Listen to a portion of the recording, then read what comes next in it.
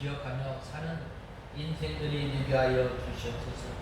여호와 하나님을 기억하는 것은 하나님의 말씀을 지켜 행하는 것이라고 하였던데, 하나님 아버지, 오늘날 우리에게 주어진 이 하나님의 말씀을 붙들고 사는 저희 인생이 되게 하여 주시옵소서.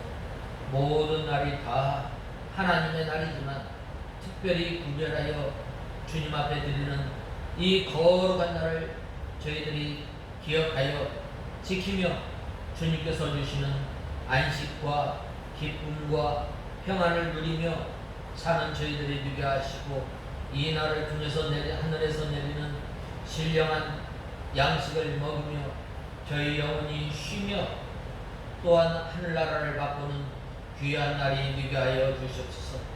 하나님 아버지, 저희들이 이 영육간에 쉬어야 할 거룩한 날을 하나님 앞에 제대로 안식하지 못하였던 것을 불쌍히 여겨주시고, 또한 이 시대에 우리에게 허락하여 주신 하나님의 말씀을 붙들고 사는 저희들이 되게 하여 주시옵소서.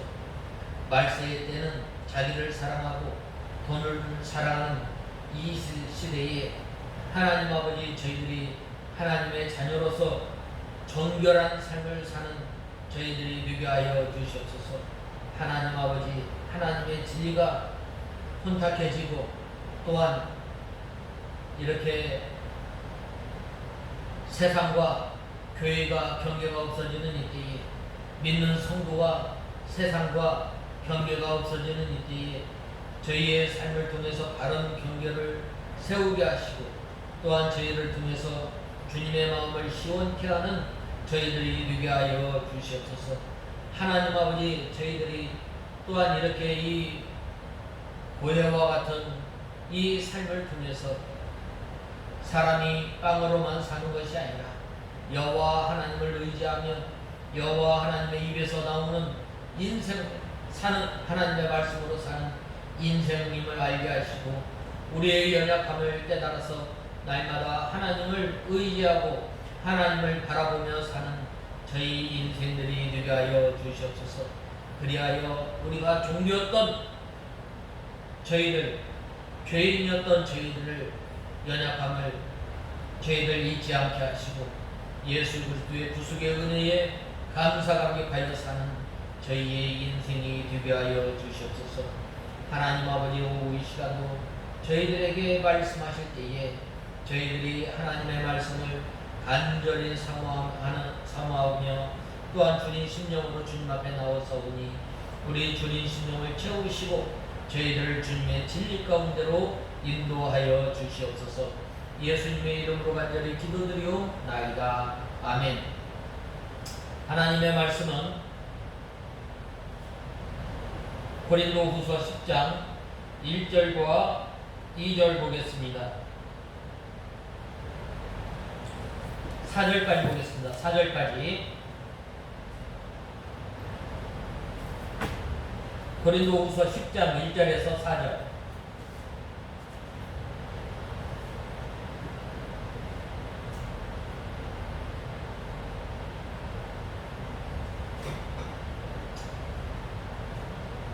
찾으신 줄 알고 봉독해 올리겠습니다. 너희 면전에서는 겸손하나 떠나 있으면 너희를 향하여 담대한 나 바울은 이제 그리스도의 온유와 관용으로 친히 너희에게 권한다. 내가 너희에게 갈 때에 우리가 육체를 따라 행동하는 자라고 여기는 자들에 대하여 내가 강경하게 대하려는 것 같이 강경한 태도로 대하지 않게 되기를 구한다.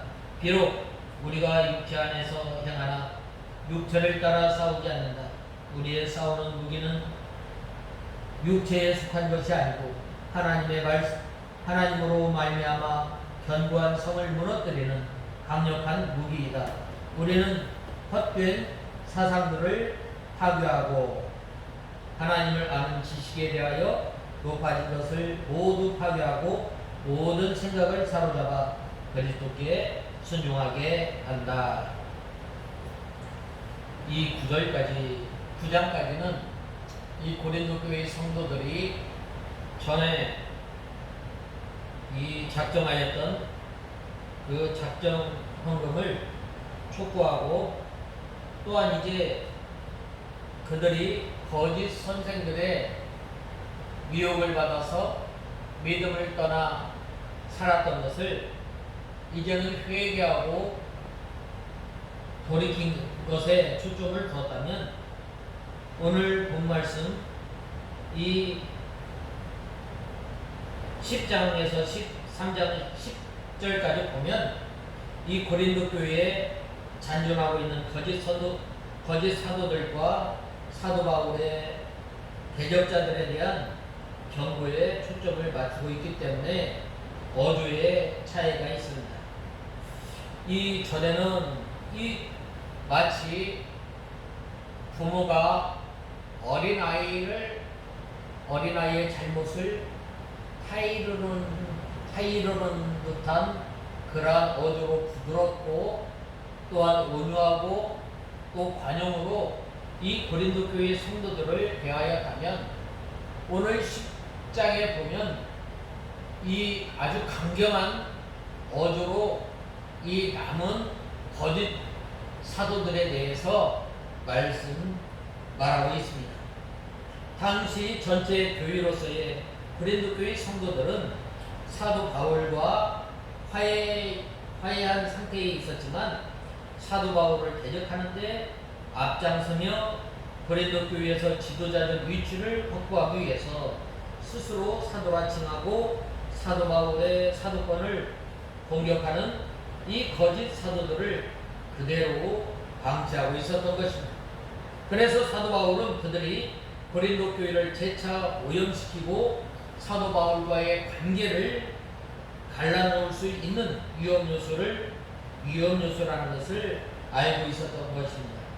그래서 사도 바울은 진리에 기초한 교회 질서의 확립을 위해서 문제를 엄하게 다룰 필요가 있었던 것입니다. 그래서 사도 바울이 본론 후반부에서 본론 전반부 및 중반부와 달리 강경하고도 격양된 어조를 사용한 것은 바로 이러한 내용 때문입니다.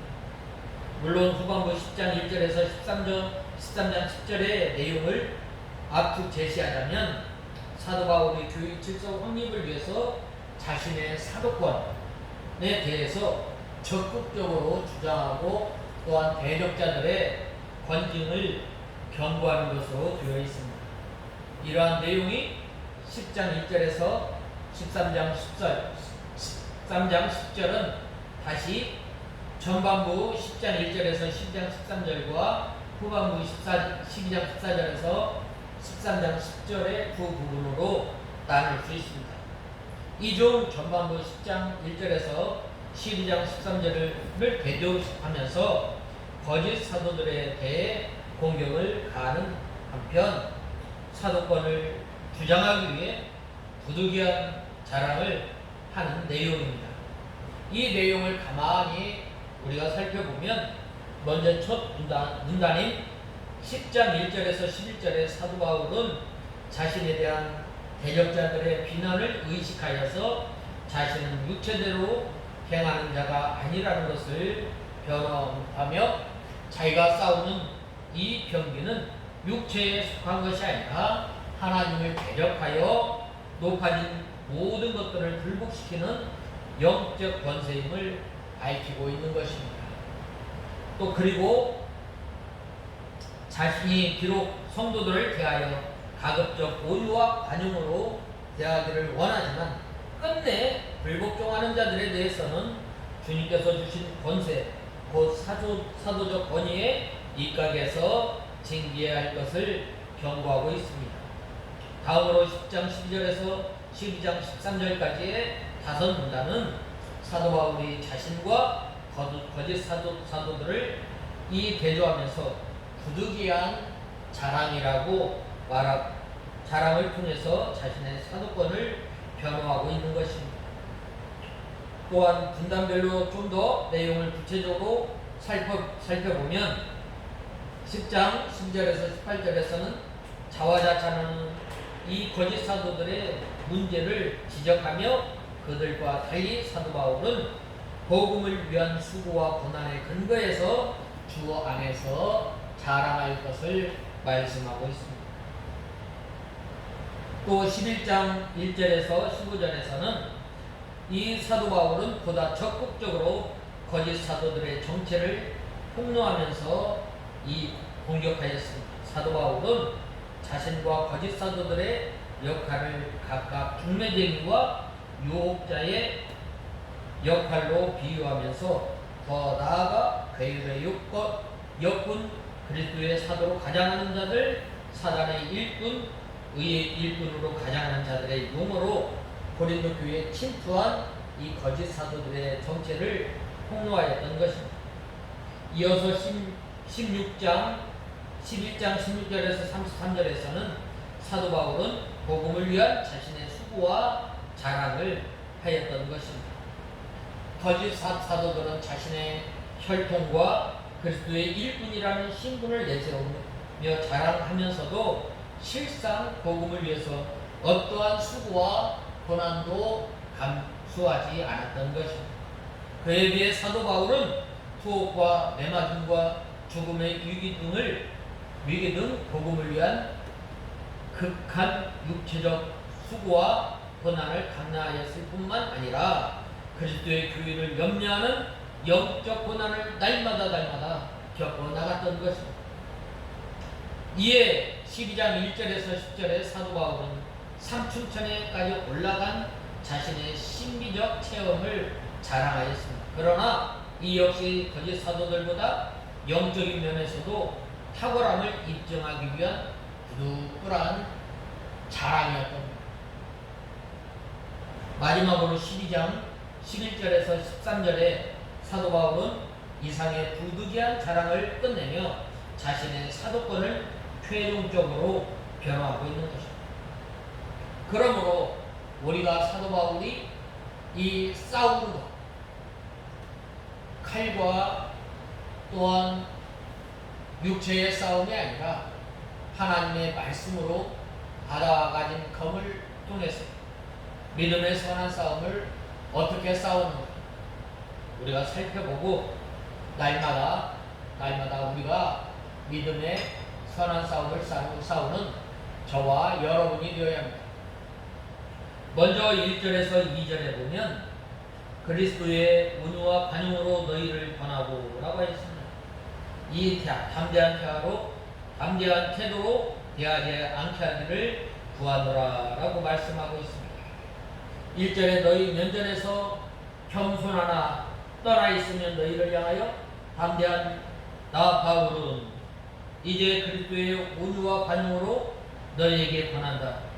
내가 너희에게 할 때에 우리가 육체를 따라 행동하는 자라고 여기는 자들에 대하여 내가 강경하게 대하려는 것 같이 강경한 태도로 대하지 않게 되기를 구한다라고 말씀하고 있습니다. 참 사도 바울을 대면하면 겸비하고 또 편지로는 담대하다고 하였습니다. 또 사도 바울의 편지는 힘이 있고 또 권위가 있지만 대면하면은 약하고 말이 시원하지 않다고 어떤 사람들은 권면하였습니다. 그러므로 사도 바울이 거기에 대하여 변명하고 있습니다. 특별히 사도 바울은 어떻게 권하기를 원하였는가? 바로 본문의 말씀처럼 그리스도의 온유와 관용으로 친히 너희를 권하고 라고 말씀하셨습니다. 그리스도의 온유와 관용. 예수님께서 하나님의 말씀을 온전히 순종하였던 거죠.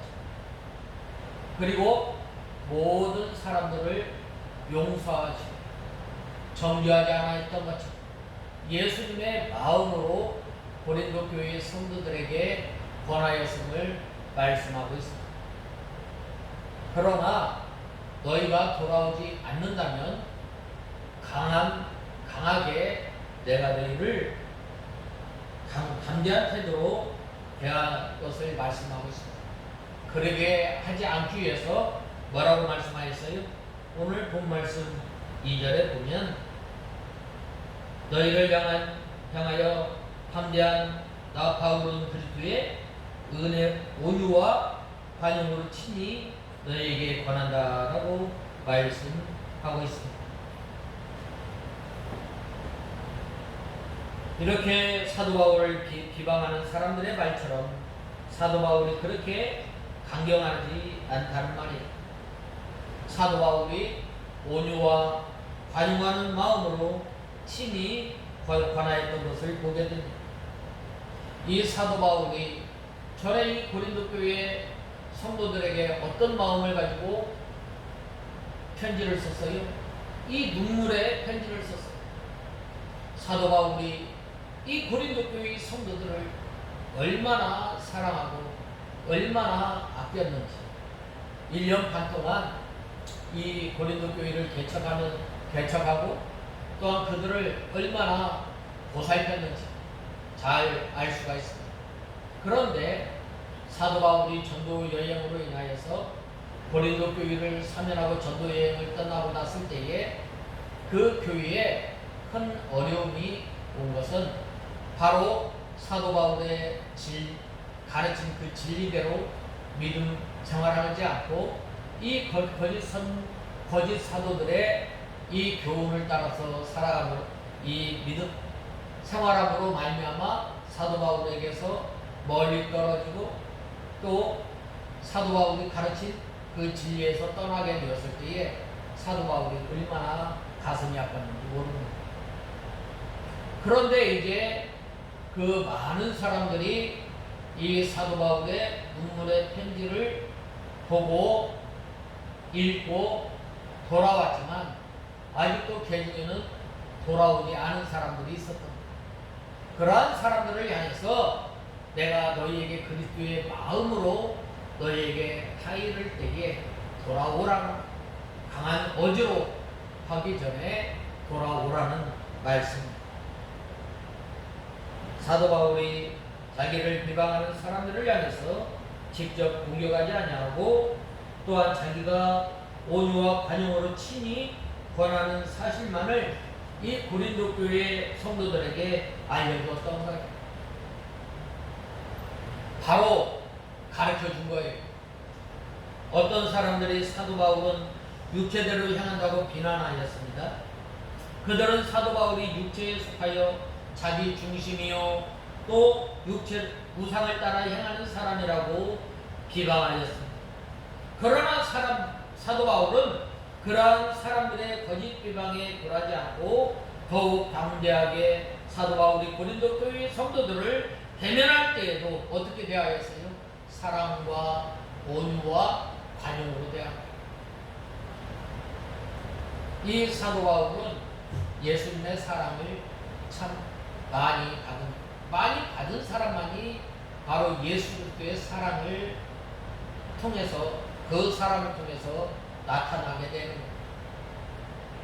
예수님, 우리를 보면은 예수님에 대해서 알 수 있는, 예수님에 대해서, 하나님에 대해서, 예수 그리스도의 사랑에 깊이 깨달은 사람은 바로 이 사도 바울과 같이 언제나 하나님의 택한 백성들을 인도할 때에 강하게 책망한 것이 아니라 온유와 관용은 그들이 하나님의 말씀을 통해서 돌아올 때까지 참고 기다리며 하나님의 말씀으로 권면하였다. 그러나 고린도 교회가 회개하고 바로 서지 아니하면 사도 바울이 그를 반대하는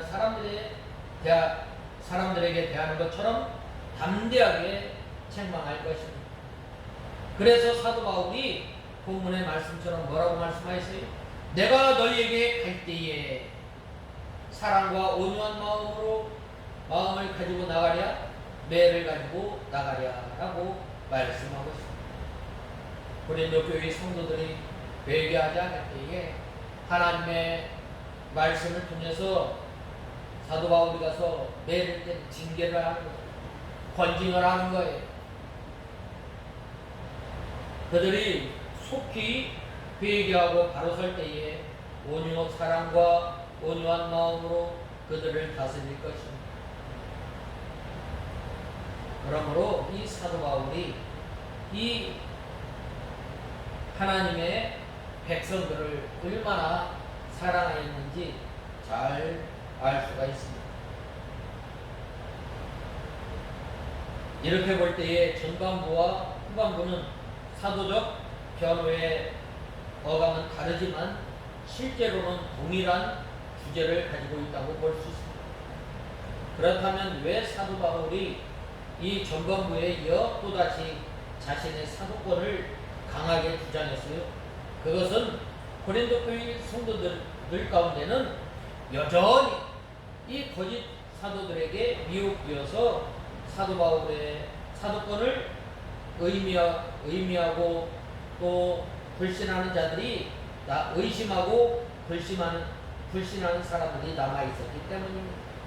그래서 사도 바울은 단순히 자신의 사도권을 방어적 측면에서 비교적 소극적으로 변호했던 본속 본론의 전반부에서 와서는 달리 강경하게 자신의 사도권을 변호하면서 끝까지 진리를 거스르는 자들에 대해서 엄히 경고하고 있는 것입니다.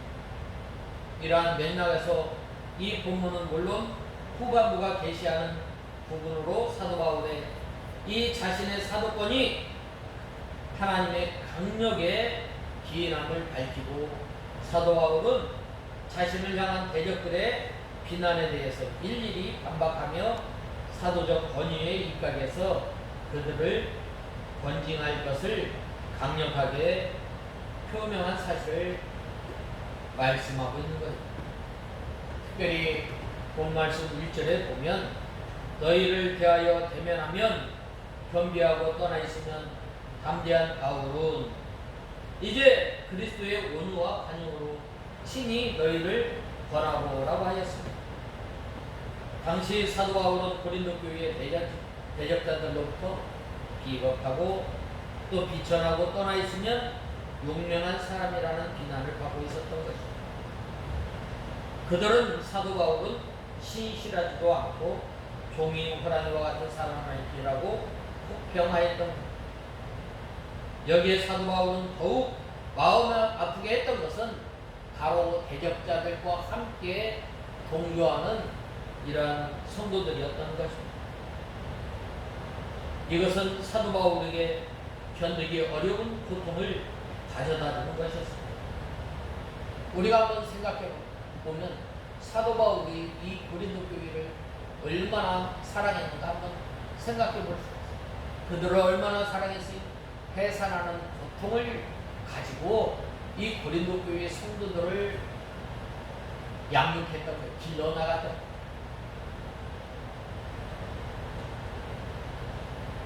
온갖 정성을 다 기울여서 목표했던 이 고린도 교회 성도들이 이 대적자들의 거짓말에 속아서 자신에게 등을 돌리고 말도 안 되는 비난을 퍼붓는다면 그 심적 고통이 얼마나 크겠어요.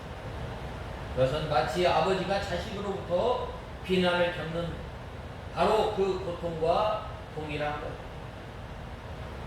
자기 아들을 참 정성껏 키우고 잘 보살펴 줬는데 자기 아들이 자기를 비방한다면 얼마나 그 아버지의 마음은 얼마나 가슴이 찢어지겠어요.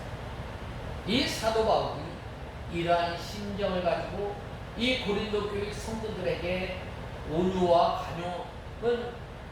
관용하는 마음으로 이렇게 편지를 쓰고 그들에게 돌아오기를 원하였던 것입니다. 그럼에도 불구하고 사도 바울은 이 고린도 교회 성도들을 향하여 이렇게 말합니다. 이제 그리스도의 온유와 관용으로 친히 너희를 권하고. 얼마나 놀라운 말이에요. 우리는 이 사도 바울의 이 말 앞에서 그가 속도 벨도 없는 사람처럼 얘기합니다. 속이 없는 사람이라면 모를까 무고한 비난과 배신 앞에서 상한 마음과 분노가 솟구치는 것 당연합니다. 사람이 살아가면서 있잖아. 뒤통수 맞는 거, 뒤통수 맞는 거. 잘해주는 저 사람 말로 참 표현할 수 없는. 일단 수구적으로는 그 감정은 수그러들지 않는 거예요. 마음이 옹졸해서가 아니라 억울하고 원통하기 때문에. 그런데 사도 바울은 이런 일반적인 현상을 깨고 오늘 관용과 온유의 태도로 고린도 교회 성도들을 권하고 있는 것입니다. 이것은 사도 바울에게 일반 사람들이 갖지 못한 어떤 특별한 무엇인가 있어서가 알게 해주는 것. 그것이 뭐예요? 우리 앞에 나아가 자신의 원통함을 내려놓고 주님과 그 가르침을 되새긴 것이 아니겠습니까? 예수님께서 그 사랑하는 그 제자들로부터 배신을 당하셨습니다. 그리고 이제 나는 예수님께서 부활하신 다음에 이 제자들이 낙심하였을 때 어떻게 하였어요? 나는 이제 갈릴리로 고기 잡으러 간다 하고 했어요. 그런 그 예수님께서 제자들을 찾아와. 그래서 베드로에게 물어보자. 네가 나를 사랑하느냐? 네가 나를 사랑하느냐? 네가 나를 사랑하느냐? 라고 해서 베드로가 뭐라고 말했어? 감히 말도보다 내가 주께서 사랑하는 줄 주께서 아시나이다. 이 말밖에 할 수 없다. 이러한 심정으로 이러한 마음으로 사도 바울이 고린도 교회 성도들에게 다가가. 그리고 내가 전에 가르쳤던 그 교훈으로 다시 돌아오라. 바른 진리 가운데 돌아서라 이 말이에요. 내가 너희에게 할 때 강경하게 말하지 않도록 너희가 돌아오라. 바로 우리의 싸움이었습니다. 우리가 믿음 생활하면서 사람과의 그 관계, 때로는 뒤통수 얻어맞을 때 참 가서 안갚음하고 싶지만 예수님의 마음을 품고 나가라. 그 사람이 이깁니다. 사도 바울은 이러한 일을 잘 감당합니다. 참 사도 바울은 이 고백을 하기까지 주님 앞에 엎드리며 울며 부르짖고 어떻게 해야 할지 생각하는 진통의 신앙 시간을 혼자 겪었고, 이 시간을 겪고 주님의 마음을 품고 고린도 교회 성도들에게 나아가. 이것이 굳건한 믿음을 가진 성도와 그렇지 못한 성도의 차이. 우리가 가만히 사무엘서를 보면은 한나, 이 분인자가 자꾸 겪음시켜. 참 자녀도 못 낳는 사람, 하나님 앞에 드린 이 제물을 갑절이나 받아서 그리하였을 때 이 자꾸 분인나가 한나의 마음을 격동할 때 남편의 위로도 어떻게 했어요? 하나님 앞에 기도하게 됩니다. 하나님 아버지, 나에게 아들을 주시면 하나님 앞에 바치겠다. 내 머리에 평생의 삭도를 대자 오직 주님께 바치겠습니다. 라고 얼마나 원통해 하였던지 그 대제사장 엘리가 보았을 때 뭐라고 말씀하셨어요? 여자여, 독주를 끊으라. 내가 독주를 마신 것이 아니라 하나님 앞에 원통해서 아뢰는 것이다 라고 했을 때 엘리가 뭐라고 말씀하셨어요? 너의 기도가 이루어졌다라고. 왜 평안한 마음을 가지고 한나가 집에 돌아가서 이제 자기 남편과 동침하였을 때 사무엘을 주시지 않았습니다.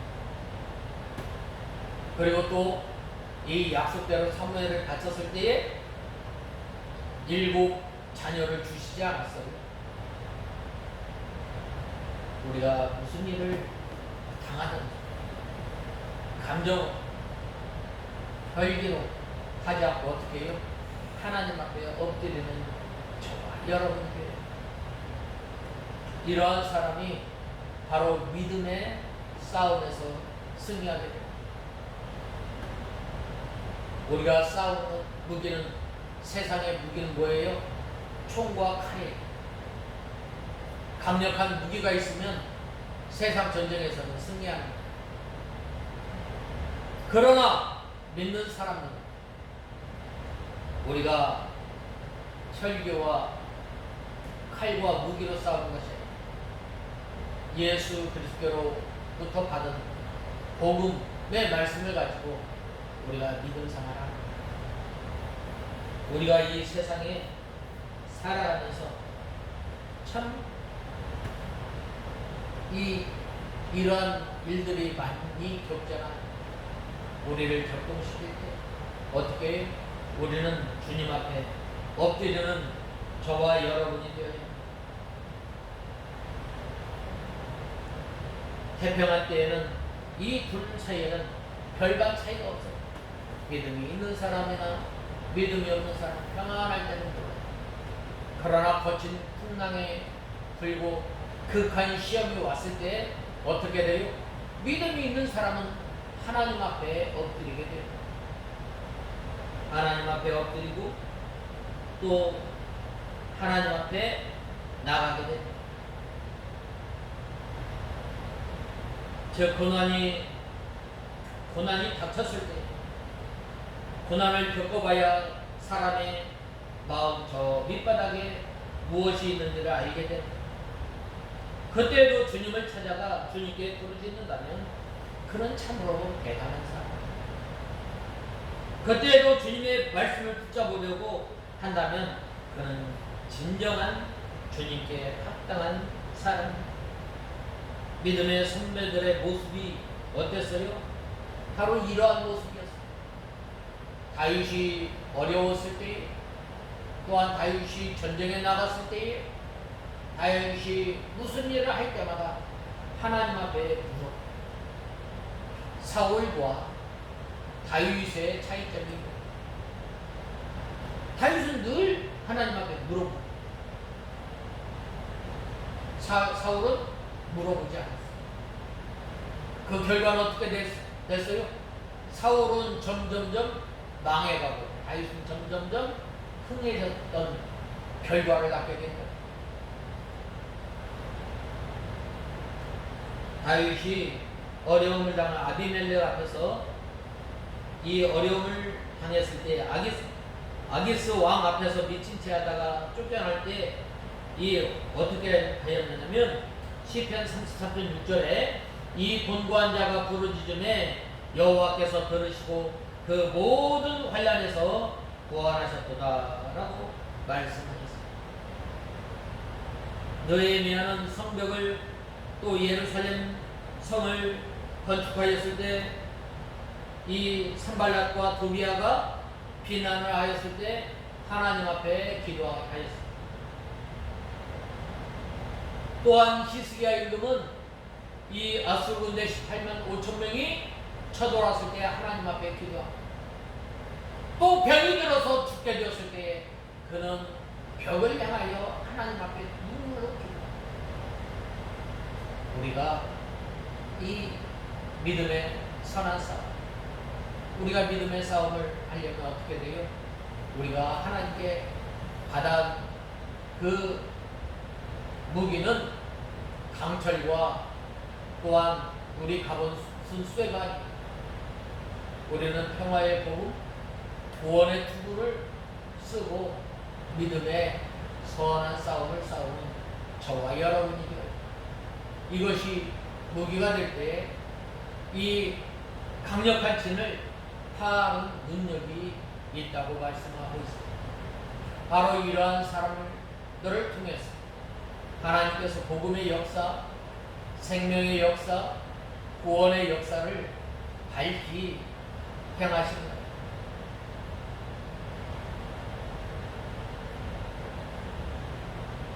이들 모두가 고난의 때에 하나님의 말씀을 붙들고 자신의 직분을 성실히 감당했던 사람, 사도 바울이 이처럼 고난의 때에 하나님께 나갔던 것. 그리고 죄인들과 대적자들 앞에서 온유와 관용의 정신으로 사셨던 주님의 모습을 본받아 나갔던 것. 이것이 바로 성도의 힘이에요. 이것이 바로 성도의 능력이에요. 그러므로 우리가 순간 살아갈 때 예수 그리스도의 온유와 관용으로 사는 저와 여러분이 되어야 하겠습니다. 그리고 이 주님의 은혜로 주님처럼 이 세상의 온유한 마음과 다른 사람을 포용하는 자세로 우리 인생을 사는 저와 여러분이 되어야 하겠습니다. 다 같이 기도하겠습니다. 하나님 아버지, 주님의 은혜와 사랑을 감사합니다. 저희들이 무엇이간데 하나님의 자녀로 삼아주시고 이 세상에 살아가면서 저희들의 믿음의 선한 싸움을 싸울 때에 세상 사람들이 가지는 칼과 검이 아니라 주님의 이 복음의 말씀, 또 주님의 온유와 관용으로 나아갈 때에 저희의 믿음 생활할 때 늘 승리하는 삶을 사는 저희들이 되게 하여 주시옵소서. 예수님의 이름으로 간절히 기도드리옵나이다. 아멘.